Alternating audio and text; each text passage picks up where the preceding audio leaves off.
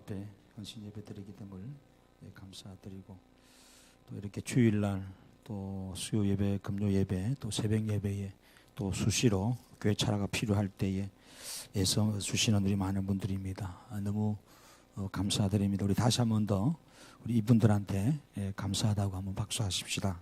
고맙습니다.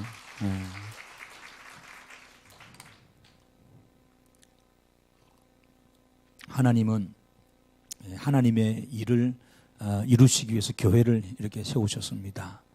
교회를 세우시고 많은 사역을 하나님 맡겨주시는데, 하나님은 하나님의 역사를 이룰 때 꼭 하나님 하시는 방법이 사람을 통해서 역사하시고 사람을 통해서 하나님 일하십니다.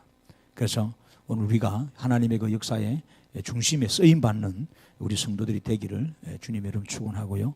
오늘 본문에 여러분 출애굽기 35장 이 내용은 뭐냐? 여러분, 하나님께서 이스라엘 백성들에게 영원히 내가 너희들과 함께 하겠다, 내가 너희들과 함께 축복 주고 너희들 인도하겠다 하면서 하나님이 너희들 성막을 지어라 그랬어요. 이 성막은 거룩한 막이죠. 쉽게 말하면 거룩한 텐트예요. 거룩한, 이것이 뭐냐면 거룩한 하나님이 거할 수 있는 공간이란 말이에요. 그래서 오늘날은 이 교회인데 이 성막을 하나님께서 설계도를 주시면서 이렇게 지어야 된다. 그러니까 이 성막에는 많은 물품들이 사실 필요했습니다. 그래서 모세가 하나님의 말씀을 받고 여기에 필요한 모든 것들 이야기를 하고, 오늘 하나님께서 이스라엘 백성들에게 감동을 주시는 마음으로 그들이 오늘 하나님 앞에 나와서 자원해서 이 성막에 필요한 모든 그 물질을 이렇게 바쳤는데, 차고 넘치는 그런 은혜의 역사로 하나님 이렇게 역사하신 거예요. 그래서 읽지는 안 했습니다만은 그 36장에 넘어가면은 36장의 5절에 가보면은 모세에게 말하여 이르되 백성이 너무 많이 가져오므로 여호와께서 명령하신 일에 썩의 남음이 있나이다. 모든 성도들이 감동이 되고 자원해서 너무너무 많이 하나님의 성막에 이 봉사하려고 가져오기 때문에 썩고 남음이 있었어요. 그래서 더 이상 안 가지고 오도 된다라고 여러분 강구할 정도로 그때는 그런 은혜와 축복이 충만했어요. 그래서 7절 보면 있는 재료가 모든 일을 하기에 넉넉하여 남음이 있다. 아멘.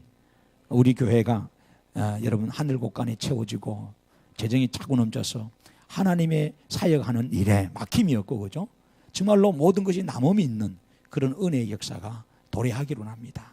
이 일을 이루는 자는 누구냐 하느냐? 오늘 본문에 나옵니다. 먼저는 하나님의 말씀에 감동이 된 자입니다. 하나님 말씀에 감동이, 하나님 말씀에 감동이 된 자를 하나님이 쓰세요. 여기 감동이 됐다는 것은 하나님 말씀을 통해서 성령의 지배받는다는 거예요.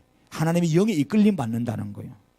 오늘 여러분, 하나님은 돈이 있는 자, 지식이 있는 자, 권력이 있는 자, 능한 자 쓰는 게 아니고 그 마음에 하나님의 감동이 있는 자를 하나님이 쓰신다는 거예요. 여러분들이 날마다 말씀을 듣고 하나님의 성령에 감동이 되도록 우리가 애를 써야 됩니다.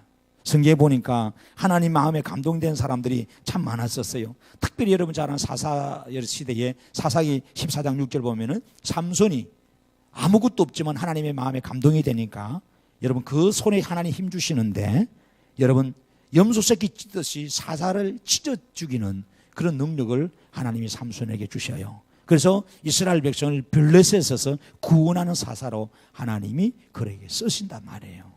뿐만 아니라 사무엘상 10장 26절에도 오늘 사울 이야기했지만 사울 초창기에는 하나님 마음에 감동이 된 사람이었습니다.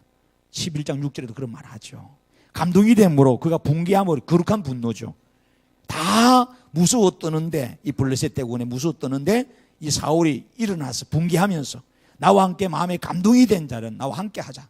그래서 나가서 주의 이름으로 대성을 거두고 그 나라를 지키는 그 일들을 오늘 사울이 감당하게 됩니다. 사무엘상 16장에 가서도 여러분 13절에 여러분이 잘 아는 다윗도 기름 부을 때에 하나님 마음에 감동이 됩니다. 감동이 되므로 그가 하나님 마음에 합한 자로 준비되어서 이스라엘, 분열된 이스라엘 통일시키는 그런 아름다운 통일 왕국의 왕이 되는 그런 아름다운 모습을 보게 되고, 이스라엘 태평성대의 길로 걸어가게 하는 그런 주인공이 되는 것이 바로 다윗이었던 것을 우리가 보게 됩니다.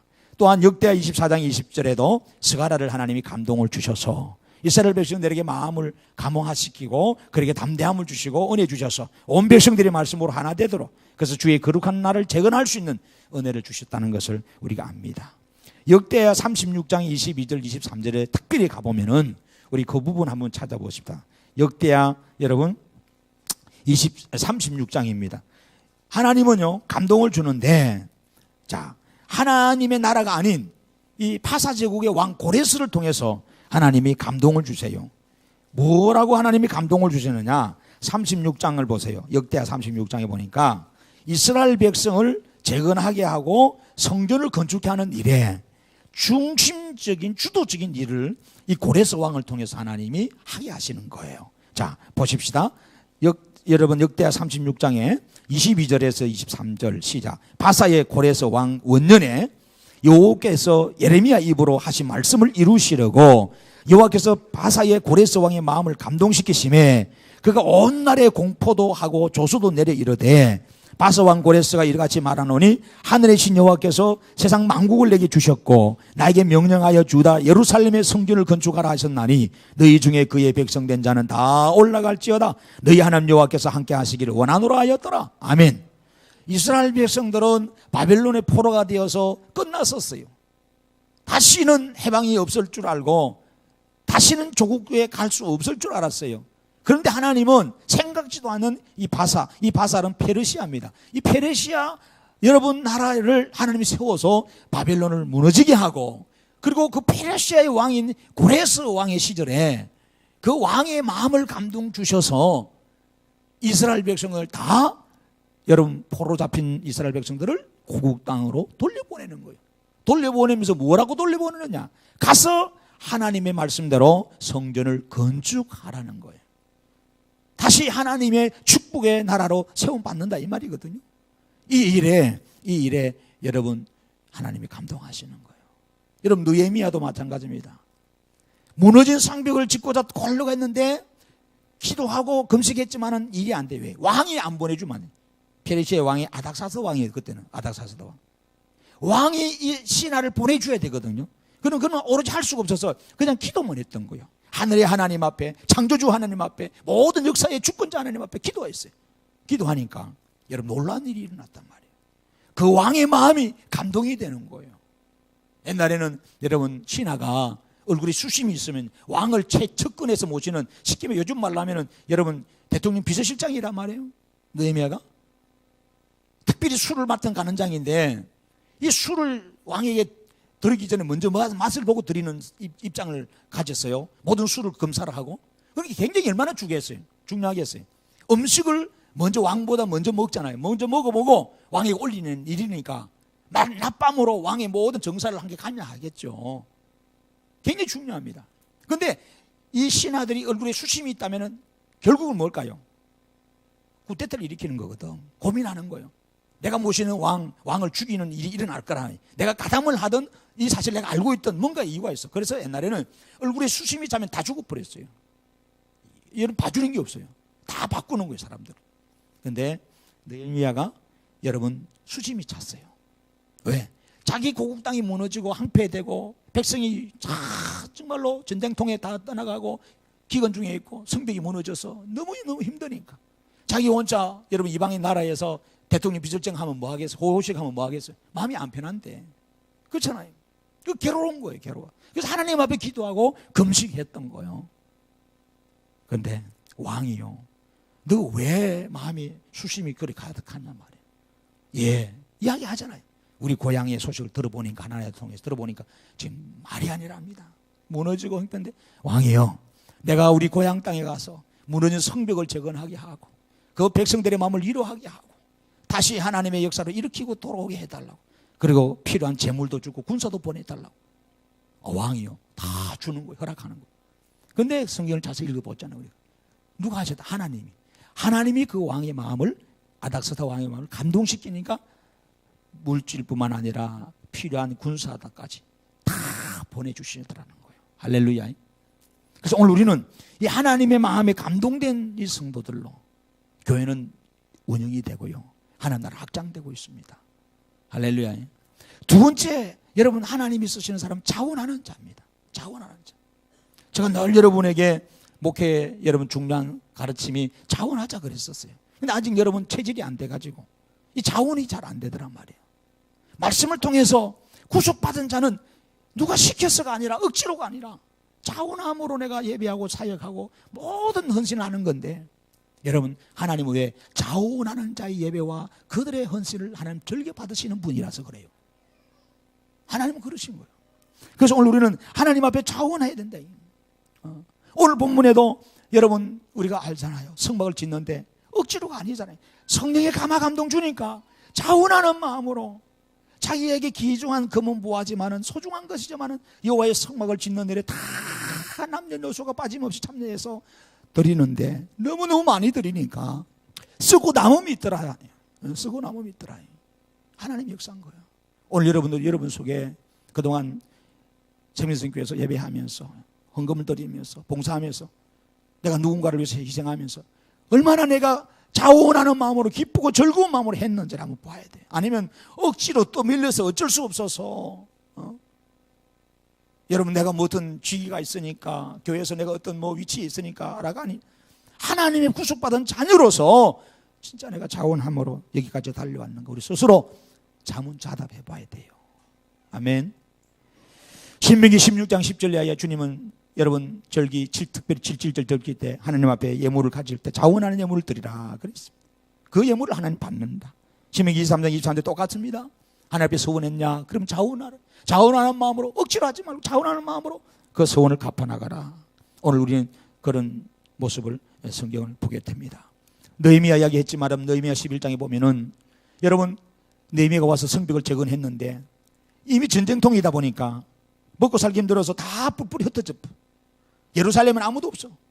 그래서 예루살렘이 모여야 여기서 예배가 회복되고 여기서 사익이 회복돼야 다시 축복이 이 나라가 일어나는데 사람들이 안 올라 그래. 왜? 도둑이 난무하고 가봤자 뭐 장사 미천도 없고 그리고 살아갈 수도 없고 먹을 수도 없으니까 다 이미 자기가 살만한 보금자리 다 마련한 거예요.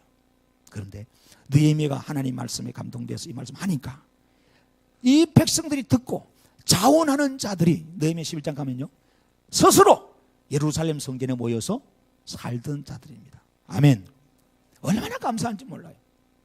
스스로 목사가 뭐 억지로 예배에 나오세요, 기도하세요, 전도하세요, 뭐 헌신하 막 핏발 쐬가면서 몽둥이 들고 하나하나 막 때려가면서 체크하면 그것도 좋겠지만 여러분 하나님은 자원하는 거예요. 자기들이 희생을 하면서 힘든 거 알면서도 자원해서 그 예루살렘 성에 거하는 이 백성들, 저는 우리 교회가 그런 성도가 되기를 주님의 이름으로 축원하고요. 그런 교회를 꿈꿉니다. 그래서 시편 51편의 12절 다윗은 뭐라 그래요? 주의 구원의 즐거움을 내게 회복시키시고 자원하는 심령을 내게 주서 나를 붙들어 달라고. 구원의 즐거움을 회복시키면요 이 자원이 나오는 거예요. 이 구속의 은혜를 우리 안에 사라지는 거예요. 하나님 내게 자원하는 심령 달라고. 여러분들이 그런 마음으로 기도하시기 바라고. 특별히 고린도 후서 8장에 이를 가면은 3절에 마게도냐 교회가 하나 나와요. 이 교인들은 가난했다 그랬습니다. 그리고 환난이 있다 그랬어요. 너무 어렵다 그랬어요. 그런데 예루살렘 교회가 기근을 인해서 핍박을 인해서 어려움 당한다 소식을 듣고 바울 사도가 여러분 너희들이 협력해야 되지 않겠느냐 이럴 때 그들이 자원하는 마음으로 기쁜 마음으로 헌금을 해서 예루살렘 교회를 돕더라는 거예요. 이 마게도냐 교회의 소문이 온 지방에 흩어졌다는 거예요. 환난이 있고 가난하고 어렵지만은 저들이 함께 하나님의 이 일에 자원함으로 역사를 이뤘다는 거예요. 여러분 이것이 하나님이 원하는 아름다운 모습이에요.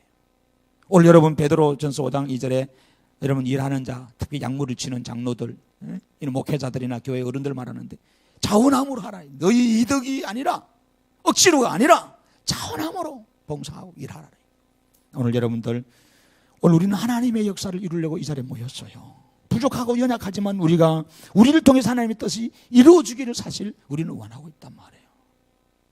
오늘 우리는 자원하는 아름다운 그런 감동의 그런 마음으로 이루어지기를 주의 이름으로 축원을 드립니다.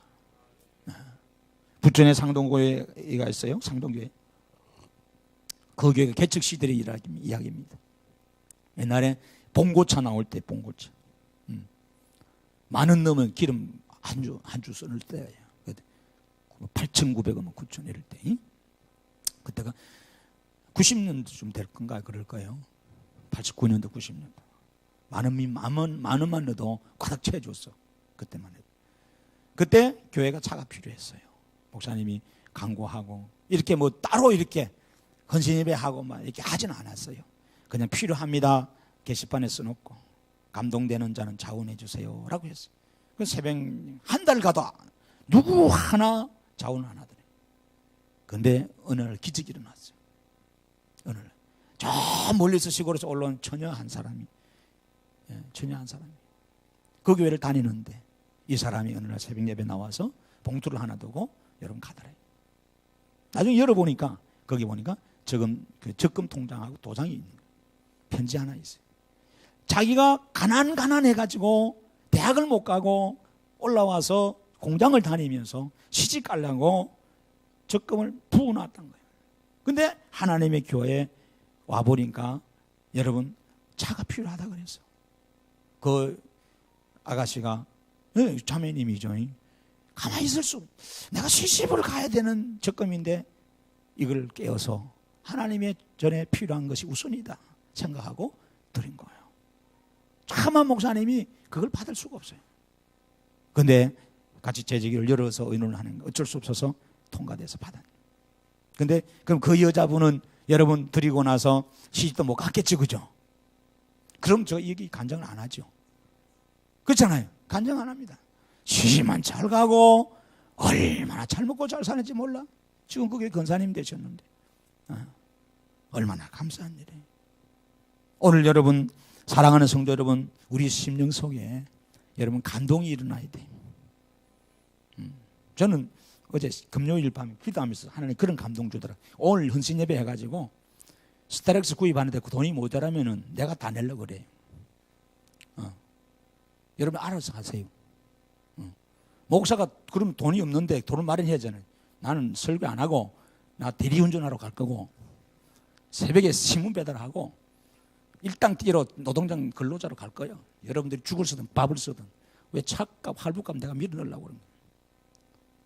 하나님 내 감동을 주더라고. 모자라는 돈은 목사니까 다 책임지라. 예, 알겠습니다. 그런데 하나님 차고 넘습니다. 걱정하지 마세요. 그랬어요. 그러니까 여러분 걱정하지 마세요. 농이 아니에요. 진짜예요. 그러니까 재정부들은 바짝 긴장하셔야 돼요. 여러분 우리가요 하나님의 선한 사역에 여러분들 함께 감동이 되고 자원하는 그런 아름다운 역사로 주의 일이 막힘이 없도록 오늘 이 본문의 내용이 그렇습니다. 그래서 하나님의 일에 헌신하고 시간 들이고 물질 들이고 봉사하는 모든 사람들이 하나님의 복을 빠짐없이 주셨다는 사실을 꼭 기억하시고 거룩한 주의 일에 동참하는 아름다운 역사가 있기를 주의 이름으로 축원합니다. 기도합니다. 하나님 고맙습니다. 성령이 하시는 일입니다. 하나님께서 세우신 교회고 필요한